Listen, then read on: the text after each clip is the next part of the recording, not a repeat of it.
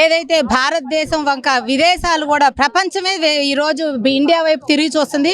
ఇటువంటి సమయంలో AI summit ఏదైతే అభివృద్ధికి మారుపేరుగా ఉండాలి, భారతదేశాన్ని ఇంకా విడింపు చేయాలని చెప్పి వికసిత భారత్ దిశగా తీసుకెళ్లాలని చెప్పి మరి మన మోడీ గారు చేస్తుంటే, మరి ఈ కాంగ్రెస్ 65 సంవత్సరాలు పరిపాలించి గరీబీ హటావ్ అని చెప్పి ప్రజలందరినీ గరీబీగానే అంటే అనగబడ్డ వర్గాలుగానే పేదరికంలోనే ఉంచింది. మరి ఏ విధంగా వీళ్ళు అగ్ననగ్ధంగా వెళ్ళి, అది కూడా దొంగచాటుగా, వాళ్ళకి అర్హత లేదు, దొంగచాటుగా వెళ్ళి ఈ కాంగ్రెస్ నాయకులు అగ్ననగ్ధ ప్రదర్శన చేయటం అన్నది నిజంగా సిగ్గుచేటు. ప్రపంచ దేశాలు మన వైపు తలెత్తుంటే మరి ఈ రోజు మోడీ గారిని తలదించుకునే విధంగా చెయ్యాలని దురుద్దేశంతో ఈ చర్యను ఏదైతే చేశారో దీన్ని తీరగా ఖండిస్తూ, వీళ్ళని ఎవరైతే లోపలికి వెళ్ళారో వీళ్ళందరినీ దేశ ద్రోహులుగా చేసి దేశ బహిష్కరణ, వాళ్ళ నాయకుడు ఎవరైతే ఉన్నారో రాహుల్ గాంధీని కూడా దేశ బహిష్కరణ చేయాలని చెప్పి మేము డిమాండ్ చేస్తున్నాము.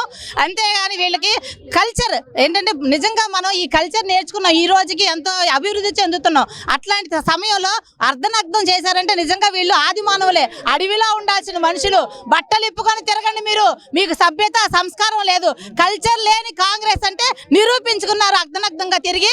కాంగ్రెస్ డౌన్ అని చెప్పి ఈరోజు కూటమి ప్రభుత్వం ఈ రోజు ఇక్కడికి వచ్చి భారతీయ జనతా పార్టీ రాష్ట్రంలో అభివృద్ధి చెందుతుంది, అలాగే కూటమిలో కూడా విభేదాలు సృష్టించాలని చెప్పి కూడా ఇటువంటి చర్యలకు పాల్పడి దేశ విచ్ఛిన్నం చేయాలని చెప్పి ఏదైతే తొత్తులుగా పాకిస్తాన్ తొత్తులుగా చైనా తొత్తులుగా బిహేవ్ చేస్తున్నారు, దీన్ని కనుక మీరు వెనక్కి తీసుకొని వీళ్ళని కనుక శిక్షించకపోతే వీళ్ళు ఇలాగే రెచ్చిపోతారు. కాబట్టి మోడీ గారు వీళ్ళు తక్షణంగా ఏదైతే ఆపరేషన్ సింధూర్లో వెళ్ళి కాల్చి వచ్చారో అలాగే ఇట్లాంటి వాళ్ళు కూడా తీసుకెళ్ళి అలాగే కాల్చి పడేయాలి, దేశ బహిష్కరణ చేయాలని చెప్పి డిమాండ్ చేస్తున్నాం.